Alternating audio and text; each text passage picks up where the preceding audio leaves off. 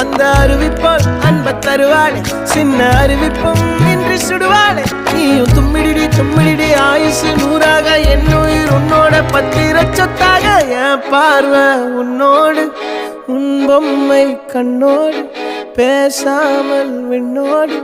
நாம் மிதந்து போவோம் காதாரா அடியாலும் நான் தாங்க மாறோடு